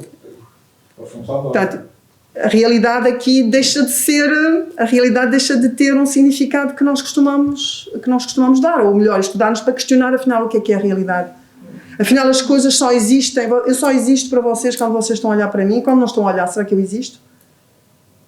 Existe em potencial. Existe em potencial. Porque há outros observadores sem sermos nós. Sim, mas agora cada um de nós, claro, mas para cada um de nós, mas nós nem sabemos, porque nós até nem sabemos, não é, dos outros observadores também. Nós nem sequer sabemos se estamos a ver o mesmo. Sim. Nós não sabemos se estamos a ver o mesmo. Quantos mais observadores reforçamos, todos nós, havendo muitos observadores, estamos a reforçar um colapso em particular. Sim, isto poderá depois levar-nos para as massas, sim. O mais complicado é que nós somos também uma onda. Claro, é assim. É uma onda que está a observar e transforma uma onda numa partícula. É mais complicado. Não vamos complicar ainda mais isto, está bem? Eu não disse nada. Ora, diga, faz favor. Aqui nesta experiência não percebi se o observador era sempre humano ou se era também máquina. Eles fizeram de várias formas. Fizeram com máquinas, fizeram com humanos, fizeram de várias formas. O eletrão sabe que está a ser observado É por uma como se máquina? ele... Sim. É mais uma das estranhezas da quântica. Isto leva-nos a falar em consciência do universo. Exatamente. Isto dava também para outro tema, a consciência. O eletrão pode saber que um humano pôs lá uma máquina. Será isso, não? Nós não sabemos como, mas ele comporta-se como se soubesse que está a ser observado. Ou que ia ser observado. Ou que ia ser observado. E a partir do momento em que é observado, ele comporta-se como partícula. Ora, as partículas não entram nas duas fendas ao mesmo tempo, só entram numa ou noutra. Diga. Fizeram uma experiência, em vez de colocar uma câmara ou uma pessoa, colocar um cubinho com o olho a mexer, a fingir que era um... Isso não sei se foi assim, Aquilo é mesmo uma simulação. Não, mas podiam ter feito a experiência para saber se nesse caso ele funcionava como... Mas eles fizeram, ela foi repetida imensas vezes esta experiência, porque achavam mesmo que era um defeito do material. Achavam mesmo, foi tão estranho, que eles acharam isso e então repetiram-na várias vezes. O princípio da incerteza, que o senhor falava há um bocado, é mais um dos conceitos da quântica e que diz o seguinte, isto leva a muitas confusões porque depois as pessoas pensam que é a física quântica que é incerta. Não é a física quântica que é incerta. O princípio da incerteza, que é um princípio que é intrínseco à natureza, diz o seguinte, nós não conseguimos saber ao mesmo tempo a posição, ao mesmo tempo isto é, não podemos saber com a mesma precisão a posição e a velocidade de uma partícula. E eu vou dar alguns exemplos, algumas analogias para verem como isto faz algum sentido para nós. Por exemplo, imaginem que eu quero observar primeiro vou explicar assim. Quando nós queremos observar algo, nós temos que iluminá-lo. Nós às escuras não vemos nada. Preciso luz. Se nós estamos a ver este quadro, é porque a luz que está aqui está... Portanto, podem imaginar agora a luz como quiserem, ou como partículazinhas, como fotões ou como onda. Chega ali ao quadro, como o quadro é opaco, não se deixa atravessar pela luz, a luz chega ali, tal e qual como uma bola volta para trás, a luz vai voltar para trás. E ao voltar para trás, vai incidir nos nossos olhos e vai trazer com ela a informação que estava ali. É assim que nós vemos. Mas então, quando eu estou a olhar, a iluminar o quadro, não são os fotões que estão aqui que vão alterar o quadro, porque o quadro é um objeto grande. Mas quando nós queremos iluminar, imaginem um eletrão. Nós, para iluminar um eletrão, temos que o iluminar com fotões. Ou seja, é como se estivesse a tirar uma bola contra outra bola. O que é que eu estou a fazer? Eu, a querer ver onde é que está o eletrão, eu estou a bombardeá-lo com, nem que seja só um fotão, já estou a desviá-lo. Portanto, eu queria saber onde é que ele estava, ao saber onde é que ele está, estou a alterar a velocidade dele. Porque ele se ele estava em movimento, já não está com aquela velocidade. Não sei se consegui com esta analogia entender. Outra coisa, imagina que eu quero medir a temperatura de um copo d'água. Eu pego num termómetro, se tenho um copo d'água e meto lá dentro do termómetro, só o facto de meter lá o termómetro, eu já estou a alterar a temperatura da água. Portanto, o que diz um dos conceitos da física quântica, e foi Heisenberg que descobriu isso, é então que nós nunca conseguimos saber com precisão as duas, velocidade e posição. E isso, mais uma forma de nós comprovarmos que na quântica não existe trajetória. O conceito de trajetória não faz sentido na quântica. Porquê? Na física clássica, uma trajetória, nós podemos prever, portanto, com as equações de Newton, podemos prever as posições de um corpo em vários instantes. Eu posso saber, no instante de 2 segundos ele vai estar em tal posição, no instante de 3 ele vai estar noutra posição, e consigo traçar a trajetória.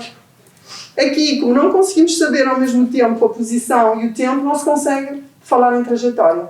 E lembram-se há bocado quando eu fiz o desenho das órbitas, o eletrão salta de uma para a outra sem que nós saibamos onde é que ele esteve nos entretantos. Nós só sabemos que ele estava aqui e agora apareceu lá. E nós não sabemos onde é que... É como se desaparecesse deste mundo e aparecesse num outro. É mais uma forma de ver o princípio da incerteza. Também, outra forma de ver... Há uma forma matemática que nos permite calcular, lembram-se da distância entre duas cristas? É o comprimento de onda. E nós precisamos do comprimento de onda para calcular, numa determinada forma, a velocidade. Só que para eu ter o comprimento de onda, preciso ter pelo menos 2 cristinhas para poder medir. Ora, se eu estou ali, mas para isso preciso de ter ali um espacinho da minha onda. Então já estou a dar uma imprecisão na posição, porque eu não sei onde é que o eletrão está. Pode estar ali, acolá, não sei onde é que ele está. Se eu quero estreitecer, vamos dizer assim, o meu campo de procura, que é para ter uma maior precisão na posição do eletrão, eu já não tenho as 2 cristas para medir o comprimento de onda, não consigo calcular a velocidade. É uma outra forma de ver o princípio da incerteza. Agora, essa incerteza não é um problema de máquinas, não é um problema nosso, é um problema da natureza. Nem Deus sabe. Dizem os quânticos, eu não sei. Eles dizem que nem Deus sabe. Não, estou a brincar. Porque é um princípio, está intrínseco à natureza. Mas isto também, este princípio da incerteza, dá-nos uma incerteza, só para vocês terem uma ideia, dá-nos uma incerteza sobre um algarismo, depois da vírgula, para aí o 15º ou 17º algarismo. É uma imprecisão que, à nossa escala, não se nota no nosso dia-a-dia, nós não notamos. Nas coisas do nosso dia-a-dia, porque essa incerteza existe também aqui, mas é uma incerteza que nós não vamos por ela, porque estamos a falar de várias casas decimais muito depois da 15ª. Por exemplo, uma bola. Se quiséssemos calcular a posição de uma bola, seria assim, essa imprecisão, diga. Mas há aquela história do gato que está dentro do Já vamos falar nele. Vocês adivinham o que aí vem? Pronto, mas antes só para vos apontar a situação. Neste momento, então, o conceito de trajetória passa a ser substituído por uma probabilidade de presença. Já sabemos que agora no mundo quântico, no mundo do infinitamente pequenino, não vale a pena estarmos a tentar dizer, olha, eu vou tentar saber por onde é que ele anda. Isso não. Eu posso dizer, eu vou calcular a probabilidade de ele se encontrar aqui ou acolá. E isso com grande precisão. Acabou então o determinismo da física clássica. A partícula descreve-se através de uma nuvem de probabilidade, ou seja, a partícula não tem realidade, ela só existe quando nós a medimos. Entre medidas, não existe. E a incerteza que é uma restrição da natureza. Está tudo bem? Dúvidas não? Para já? Tudo? Agora, um dos efeitos também muito interessante da quântica é o efeito do túnel. O efeito do túnel, e existe um microscópio a funcionar com este efeito, é o seguinte. Vou dar este exemplo. Nós, se temos uma montanha à nossa frente, e se nós queremos lançar uma bola e queremos que a bola passe para o outro lado, nós temos que vencer aquilo que chamamos de barreira de potencial. Eu tenho que lançar a minha bola com uma velocidade certa para a bola ter aquela energia necessária para vencer então aquele potencial. Senão não se consegue. Aqui, na quântica, às vezes, as partículas conseguem vencer essa barreira, mesmo que não tenham, mesmo que nós achássemos que não. E existe na natureza alguns fenómenos, como por exemplo na radioatividade, que a radioatividade são átomos cujos núcleos não são estáveis e as partículas de dentro do núcleo, por exemplo neutrões ou prótons, podem sair. E não se conseguia entender porquê, como é que conseguiam vencer aquela força, não é? A força forte que falávamos ao cabo. E o efeito túnel veio explicar. Então o que é que se passa? Passa-se o seguinte. Por exemplo, antes de explicar isto, eu estou aqui a falar. Se tiver alguém do outro lado, poderá estar a ouvir-me. Porquê? Porque a minha voz transforma-se aqui numa onda sonora, e essa onda sonora pode passar a parede. Então a pessoa do outro lado pode me estar a ouvir. Certo? Aqui, isto o que é que representa? Representa a função de onda. A função de onda é uma onda. Então essa onda, às vezes, também pode uma parte passar para o outro lado da barreira. Como isto descreve uma probabilidade, então significa que existe uma probabilidade de virmos a encontrar um eletrão num sítio em que supostamente nós achávamos que ele não ia conseguir estar porque ele não ia conseguir vencer essa barreira. Isto é uma das consequências da quântica. Eu vou-vos mostrar um videozinho, outro videozinho, sobre como é que funciona, portanto, o microscópio.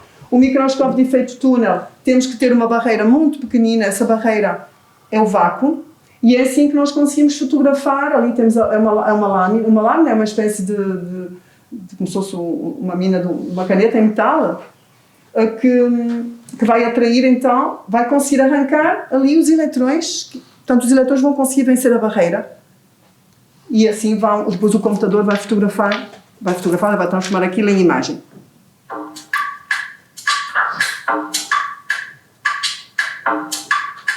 Portanto, ali a barreira, vamos ver ela a diminuir. Portanto, aqui neste momento a barreira é demasiado grande e o objeto volta para trás.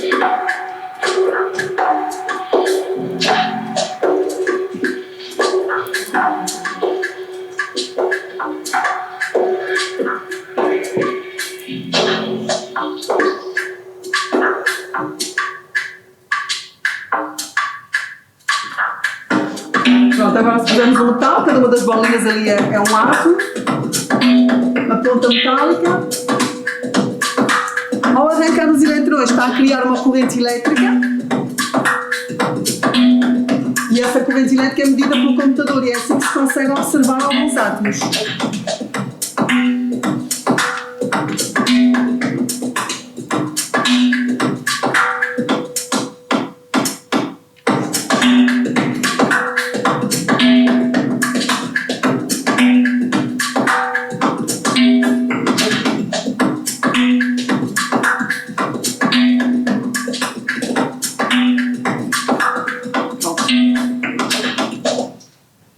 Isto era para explicar... Para explicar como é que funcionava então o microscópio de efeito túnel, que é uma das aplicações. Posso continuar? Sim. Está todo mundo caladinho? Então, o grande enigma, vamos dizer assim, aqui na quântica é o que acontece no momento em que a função de onda colapsa, ou seja, o que acontece no momento em que a onda se materializa num ponto. E chamamos esse fenómeno o fenómeno da decoerência. A decoerência é quando, então, uma onda, ao interagir com o mundo exterior, perde as suas características quânticas. Deixa de ser onda. Isso acontece, portanto, quando nós medimos... isto ainda é outro fenómeno. Eu podia quase que explicar, dar um exemplo desta forma. Imaginem o que é uma orquestra com vários músicos, e cada músico toca o seu instrumento sem ligar ao colega. E nós conseguimos, então, ouvir todos. Portanto, é como se tivesse toda a gente sobreposta. Eu consigo ouvir todos os instrumentos, tudo sobreposto, e uma espécie de cacofonia que temos ali. E depois vem o maestro, e o maestro ordena a que todos sigam ali um padrão. E nós já conseguimos ouvir uma música melodiosa em que se calhar nem conseguimos distinguir. Ou seja, o maestro foi o meio ambiente. Ao interagir com a sua banda, ele conseguiu que eles perdessem aquele estado de sobreposição. E passámos a ouvir só, vamos chamar, uma melodia, pronto. Ok? Não sei se esse exemplo consegue explicar. Integração, não é? Faz uma integração dos vários. Sim, e materializa-se só numa... Porque a decoerência é isso. É sempre que a onda encontra várias, no fundo, o meio ambiente, por exemplo, quando a onda encontra uma tela, quando ali a onda se materializava num pontinho, ela encontrava uma tela com várias partículas. E essas várias partículas, pelo facto de estarem em constante agitação, estarem a uma determinada temperatura, fazem perder o caráter quântico do objeto. E ele deixa de ser onda e passa a ser partícula. Esse chama-se a decoerência. Para isso acontecer é preciso um observador. Sim, o observador pode ser apenas uma tela, porque a tela já é com o objetivo de observar, não é? Não tem que ser uma pessoa. Pode ser um aparelho de medida, contactar com um aparelho de medida. Se eu ponho ali uma célula, um sensor, é um aparelho de medida, porque já estou com a intenção de medir. Algo que interfere. Algo que interfere. É uma mente, não é? Pronto, isso agora já nos leva a outra questão filosófica. Afinal, nós somos capazes, no universo é mental, e nós somos capazes, o observador e o observado, o observador interfere no observado. E se houver 2 ou mais observadores e uma onda? Ela já pode colapsar em 2 sítios? Isso não, penso que se ela colapsar num, já não colapsa mais porque deixa de ser onda. Já deixa ali naquele primeiro que ela encontrou, deixa de ser onda. Já não tem como colapsar na outra, porque já colapsou ali. Mas se nós... Só se tinha que ser tudo em simultâneo. Se trouxermos isto para a experiência humana, 2 pessoas veem coisas diferentes no mesmo objeto. Não há. Certo. Eu estou a perceber o que é que... mas aí a dificuldade agora é nós compararmos isso connosco, porque nós não somos... Eu vou ir falar nisso assim, mas falo já. O que estamos aqui a ver, isto é a ciência e é a física quântica, ou seja, é aplicável àquilo que nós chamamos de objetos quânticos. Há muitos físicos que dizem que nós não somos quânticos, que dizem inclusivamente que aquelas pessoas que dizem que o nosso cérebro é quântico e que nós que também materializamos aquilo em que pensamos. Há muitos físicos que não acreditam em nada disso. E dizem que quem pensa assim que são charlatãos. Há quem diga isso. A ciência ainda não consegue explicar. No entanto, eu só digo, nós conhecemos tão pouquinho do universo, nós somos tão limitados nos nossos sentidos, por isso é que eu no início falei nas nossas limitações. Quem somos nós para achar que não é assim? Neste momento, a ciência não consegue ainda comprovar que o nosso cérebro também pode funcionar dessa forma, que nós conseguimos materializar, porque há muita gente que diz, temos que pensar positivo. Quando dizem, pensa positivo, que é para materializares ou para concretizares aquilo que queres mesmo. E baseiam-se nisto, mas a ciência diz que não podemos, ainda não há provas de que isso acontece. Mas, agora eu digo, quem sabe? A ciência não explica tudo. Ainda não sabemos tudo. Ainda não sabemos tudo. Naquela experiência anterior nunca puseram 2 observadores para ver para onde é que... Provavelmente fizeram. Provavelmente fizeram, sim. Mas como com um já é muito complicado. Pronto, o entrelaçamento. O que observa primeiro colapsa. É o que observa primeiro. Quando a pessoa já não é onda, como já não é onda, já não tem como, já não tem como colapsar mais. O entrelaçamento quântico, diga. A pensar, por exemplo, os observadores são sempre, em termos o observador humano é sempre adulto. Experimentaram, por exemplo, com uma criança? Ou... Penso que não experimentaram, não devem ter experimentado com uma criança, eu penso que não. No entanto, a criança seria na mesma um observador. É uma consciência. A criança tem uma consciência, observa, colapsa. Não tem que ser adulto. Do meu ponto de vista. Pode ser um objeto. Sim, ela colapsa até num ecrã. Pode ser uma máquina que colapsa a função. E uma criança também colapsa. É a consciência do observador que colapsa a função de onda. Não tem a ver com que pode ser adulto ou ser criança. Não tem nada. Que pode ser depois a consciência, agora estamos aqui a falar da consciência da matéria, que isto ainda está em discussão, é uma discussão filosófica, porque a ciência ainda não consegue, mas que tudo leva a crer que sim, que a matéria tem consciência. É como se a matéria soubesse. O elettrão tem consciência, eu acho. Quer dizer, na minha opinião, tem. Nós achamos que tem por aquilo que vemos aqui, mas ainda não se consegue. Não se consegue demonstrar. E não tem tempo e espaço, porque a gente tira fotos do universo e a gente está vendo o passado. Isso é outra história, claro. A gente tá vendo o passado. Isso ainda é outra história. Já foi, né? Já foi. Isso ainda é outra história. Aqui, o entrelaçamento quântico é ainda outro fenómeno muito interessante da quântica e que é muito importante para a ciência, para os computadores quânticos e assim. E é muito estranho, que é o seguinte, mas antes eu tenho que explicar aqui uma coisa. Primeiro, quando é que nós dizemos que 2 eletrões estão entrelaçados?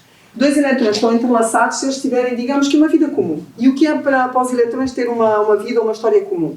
É pertencerem, por exemplo, foi a experiência que fizeram, os dois àquilo que nós chamamos uma mesma orbital. Então é assim, os eletrões, vou fazer um exemplo. Os eletrões têm várias características e uma delas chamamos de spin. O spin portanto em inglês quer dizer rodar, é uma espécie de, vamos imaginar que é uma espécie de imãzinho, um ímã que os elétrons têm. Então, dentro de uma caixinha, vou representar a orbital como sendo uma zona do espaço, do átomo, eu vou representá-la assim. Então nós temos um elétrão com um spin para cima. Quando dois elétrons estão juntos na mesma orbital, eles têm que estar forçosamente com os seus spins virados ao contrário, ou seja, se um está para cima, o outro tem que estar para baixo. É obrigatório. A natureza não deixa que dois elétrons com o spin para cima ou dois elétrons com o spin para baixo permaneçam na mesma orbital. Então, o que é que a experiência fizeram? Pegaram em dois desses elétrons, um deles, não sei exatamente para que sítio foi, mas um ficou cá na Terra e o outro foi levado para o espaço. E o que é que se verificou? No momento em que se tentou medir o spin de um deles, no mesmo instante, o outro ajustou-se. É como se o outro elétrão que está longe dele soubesse o spin do elétrão que ficou cá. É como se eles tivessem comunicado. Como se tivessem. Diga? Como se tivessem memória? Não, como se tivessem comunicado. É como, olha, como é que está o teu spin? Está para cima, então o meu vai estar para baixo. É uma comunicação não local. É uma comunicação não local. Mas esta comunicação veio violar o princípio o princípio do que Einstein demonstrou, que é a velocidade da luz, que nada pode ir mais depressa que a luz, e isto implicava, para ser instantâneo, implicava uma velocidade de luz infinita, e sabemos que não o é. Então isso não estava bem, há qualquer coisa aqui que não batia certo. Então esta comunicação é uma comunicação que não é uma comunicação como aquela que nós pensamos, não é uma comunicação como as comunicações que se fazem aqui.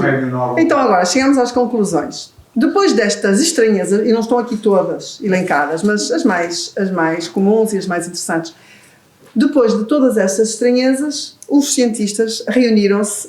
Niels Bohr criou uma espécie de instituto em Copenhague e eles lá discutiam estas questões, porque existem várias interpretações. Eu só trouxe duas interpretações, porque depois as pessoas tinham que interpretar, os cientistas, os físicos tinham que interpretar todas estas conclusões.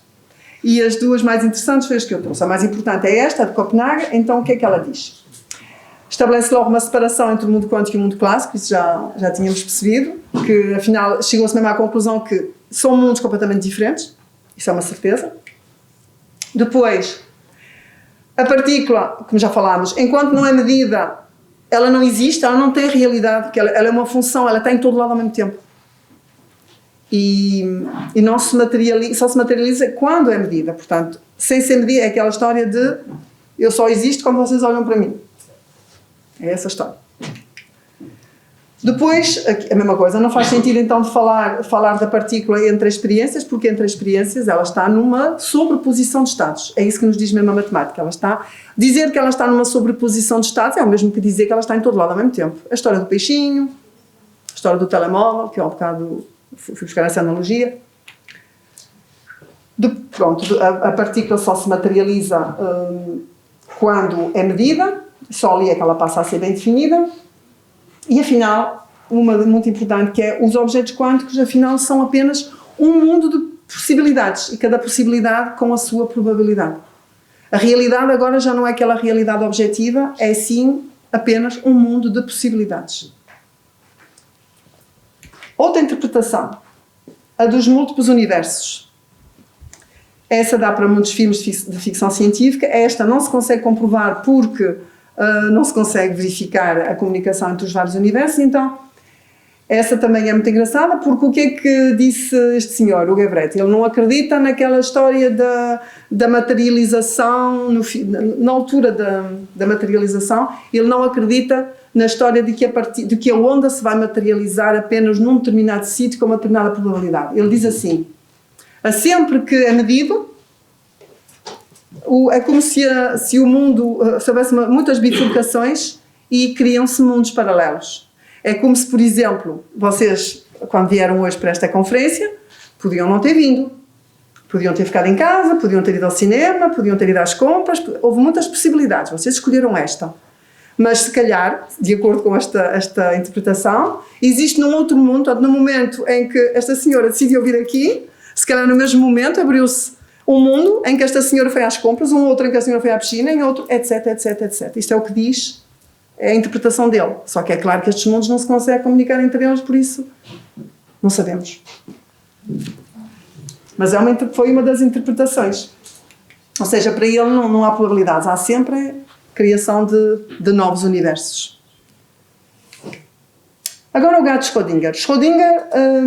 Portanto, Schrödinger foi o senhor que descobriu aquela equação e Born foi o que interpretou e depois houve aquela história da sobreposição de estados. Então ele achava muito estranho tudo isto e criou ele este paradoxo. Ele disse assim, ora bem, vamos fazer aqui foi uma experiência que felizmente foi feita só mentalmente.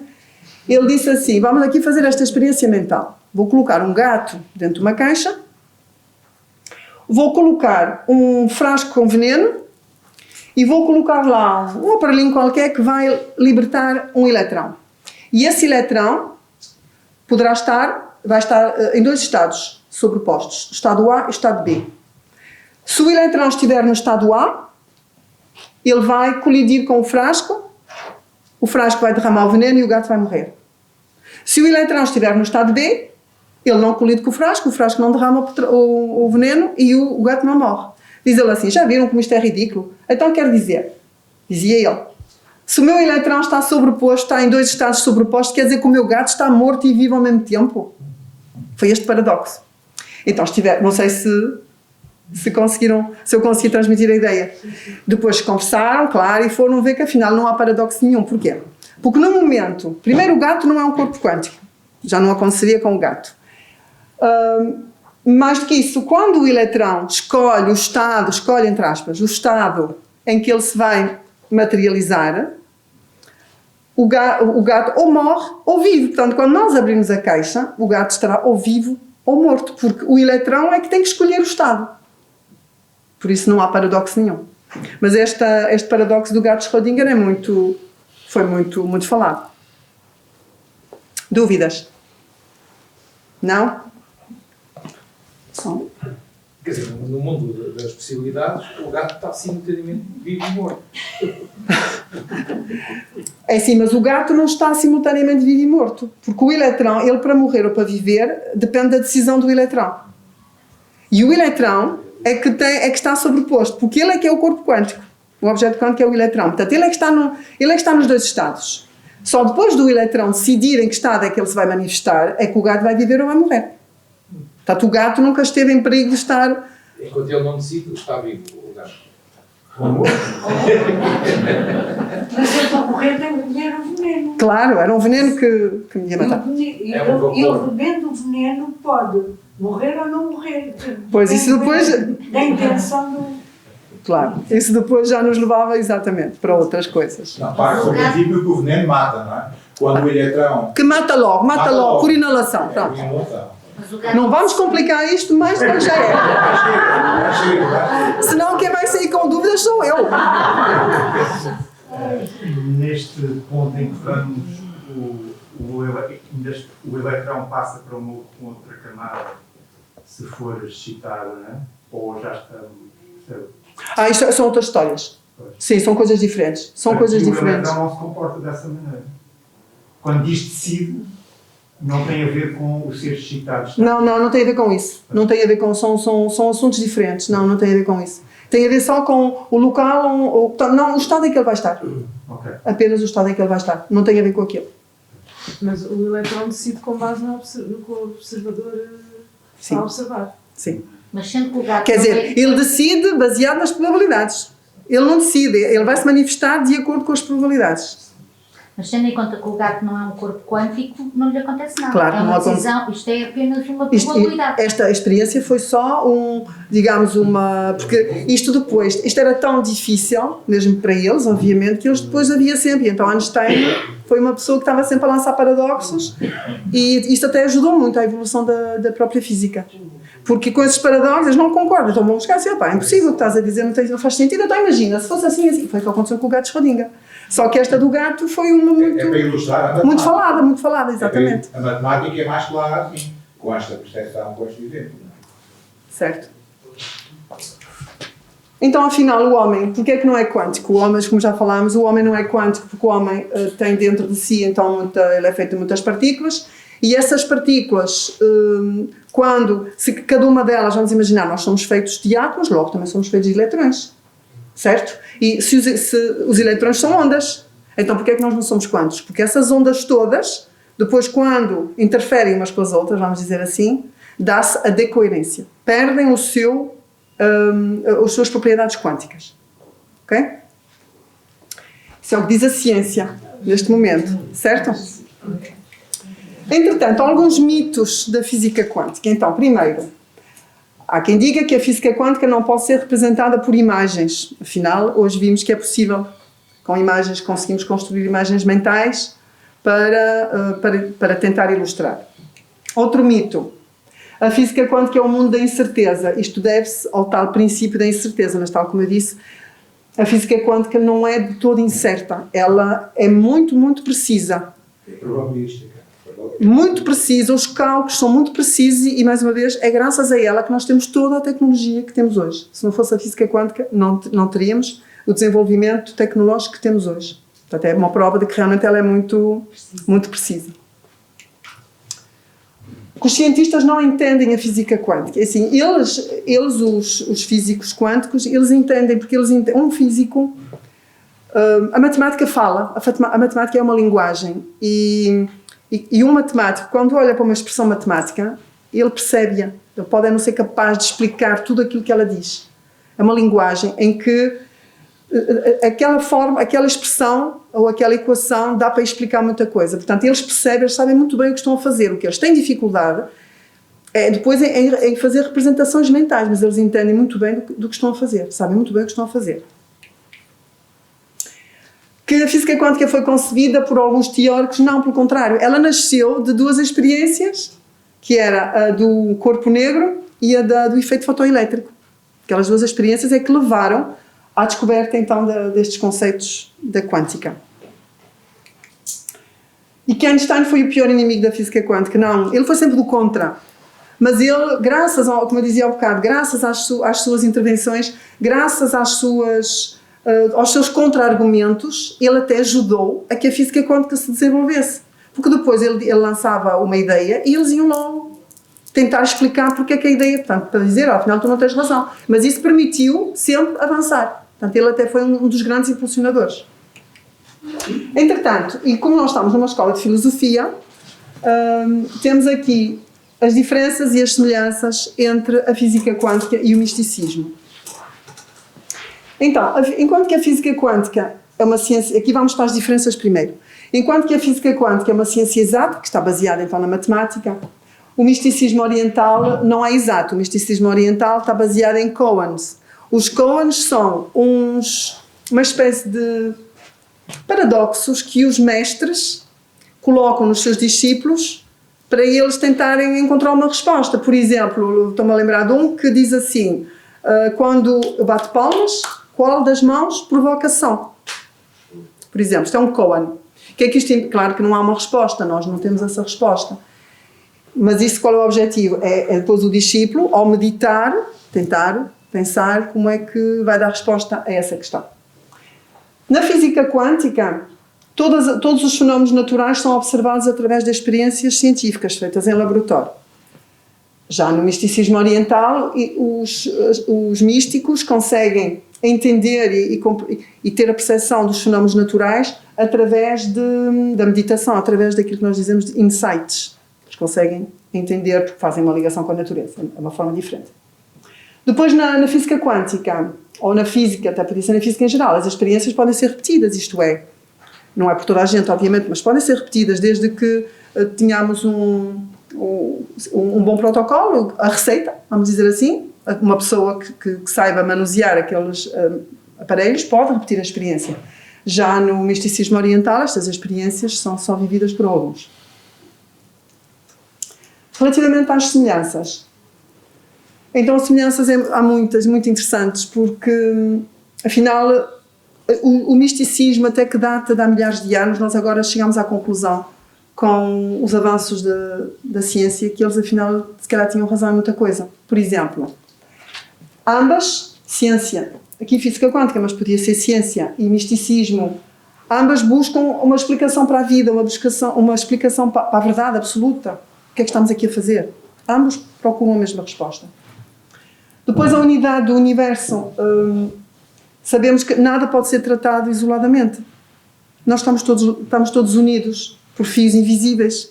E, afinal, o que eu faço interfere no outro. Um sorriso pode pôr uma pessoa bem disposta. Pelo contrário, uma má disposição da nossa parte pode afetar um grupo. Essa união. O universo dinâmico em constante movimento, portanto, nós sabemos que ambos têm essa visão. Nós separarmos, morremos. Portanto, a nossa vida tem que ser movimento, em todos os aspectos. Movimento também vocês hoje vieram cá para buscar mais conhecimento. Isto é também movimento. E depois o movimento das partículas, claro, é essa aqui a semelhança. Os opostos, a questão da dualidade. A dualidade que nós observamos dentro de nós, até ao longo de um dia. Agora estou bem disposta, daqui a 30 minutos já estou mal disposta. Essa dualidade que nós temos todos, e depois as outras dualidades, do dia, da noite, do belo, do feio, todas essas dualidades que também se encontram então na física e na nossa vida. A ideia de que tudo é ilusão, tudo é criado pela mente. Nós sabemos que os místicos falam muito, por exemplo, Helena Blavatsky fala muito na questão da ilusão, de que tudo é ilusão. E aqui a física também fala muito em ilusão. Eu vou-vos dar este, ainda não falei, mas posso-vos dar este exemplo. Uma roda de uma bicicleta, por exemplo, tem os raios. Se ela estiver parada, nós conseguimos ver os raios todos. Mas se ela estiver em movimento, nós vamos ver um disco. Isso é uma ilusão. As cores dos objetos, a cor em si não é nada. A cor é uma ilusão, é o resultado daquilo que chega aos nossos olhos. Portanto, os objetos têm cor de acordo com a luz que os ilumina. Se calhar todos já tiveram essa sensação de comprar uma peça de roupa, vestiram aquilo, chegaram a casa e afinal este azul não era aquele azul que me parecia na loja. Normal, porque a luz que estava lá no sítio onde experimentaram não era a mesma luz que temos em casa, por exemplo. Portanto, isso é tudo ilusões. A questão uma coisa também que eu não falei, mas digo agora, o átomo tem um núcleo e à volta do núcleo, onde está o eletrão, aquilo é praticamente tudo vazio, é tudo vazio. E então nós pensamos assim, então mas se é vazio, como é que eu consigo tocar? Uma vez um senhor que me perguntou, em Famalicão, perguntou-me porque é que então se era assim, porque é que nós não conseguimos atravessar paredes.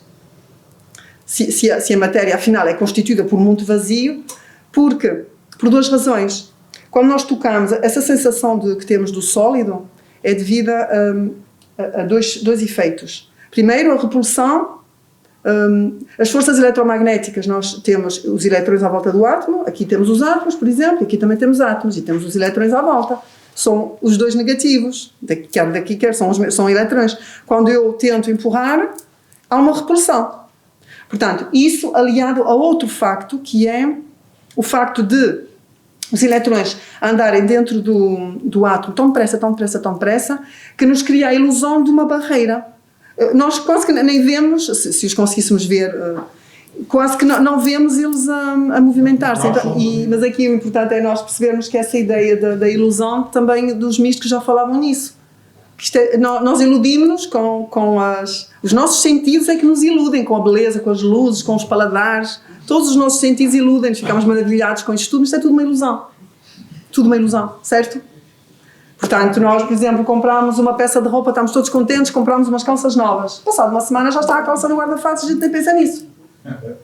Foi uma coisa que foi uma ilusão naquele momento, já não nos gera nenhum prazer daqui a uma semana ou duas. Portanto, tudo isso o que dizem os místicos. E aqui, na física, vimos buscar a mesma ideia. Depois, a ideia da necessidade de muito treino. Pronto, aqui os físicos precisam de muito treino para fazer as suas experiências e também no misticismo também é preciso muita experiência para se conseguir os resultados. As experiências são todas muito sofisticadas, quer sejam as dos físicos, quer sejam as dos místicos, e não são acessíveis assim a qualquer um.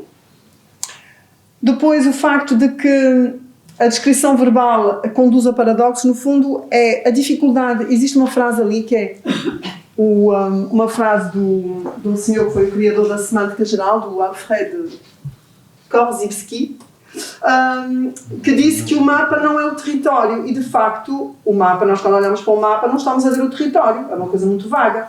E a nossa linguagem, no fundo, é um mapa. Por isso é que nós também temos dificuldade, estamos limitados até aí. Por isso é que nós temos dificuldade em transmitir, até mesmo em explicar, porque, por facto da nossa linguagem ser... Daí a matemática, não é? A matemática, sim. A matemática, sim. A matemática, sim, mas é para quem a entende, exatamente. De resto, a nossa linguagem é demasiado imprecisa para que nós consigamos, com ela, explicar as coisas. Portanto, isto era mais uma das semelhanças. E outra, o olhar para dentro. Portanto, na física quântica, olha-se para dentro da matéria e os místicos também olham para dentro de si. E estamos a terminar. Agora, só umas considerações finais. Uma frase do Born, que foi o senhor que interpretou a equação de Schrödinger, que diz o seguinte: porque a crença de que existe apenas uma verdade e de que você próprio está em posse dela é a raiz de todos os males do mundo. Portanto, isto agora dava para um debate que nos faz pensar, portanto, em que nós deveríamos ser mais, portanto, os pontos que eu achei bem pôr aqui, para aqui: humildade, respeito pela diferença. Afinal, a minha realidade não é realidade nenhuma. Eu não tenho, a realidade como não existe, porque é que a minha realidade vai ser melhor que a do outro? Portanto, também a questão do livre-arbítrio. Nós temos sempre, agora também outro assunto para filosoficamente haver aí um grande debate, mas o livre-arbítrio, também houve quem dissesse, então, se o cérebro for quântico, quer dizer que afinal eu não tenho livre-arbítrio, já está tudo traçado, vai ser por acaso, vai ser com as probabilidades que eu vou escolher o que faço? Não. Não, se o nosso cérebro ainda não é quântico, ou melhor, o nosso cérebro não é quântico, portanto, como não é quântico, nesse aspecto nós ainda temos o livre-arbítrio. Connosco não, isso era fácil. Mas assim, olha, não tenho culpa, foi a probabilidade que disse que eu ia escolher hoje fazer isto, não é? Não. Depois o respeito pela natureza, a divisão da sociedade. Afinal, a sociedade está dividida quando afinal nós devíamos estar todos unidos. Estamos todos unidos. Todos interferem uns com os outros, como já falámos há bocado. Pronto, isto é um ponto de reflexão, os pontos de reflexão. E finalmente uma fotografia de uma conferência com os crânios todos, tanto ligados à física quântica em 1927.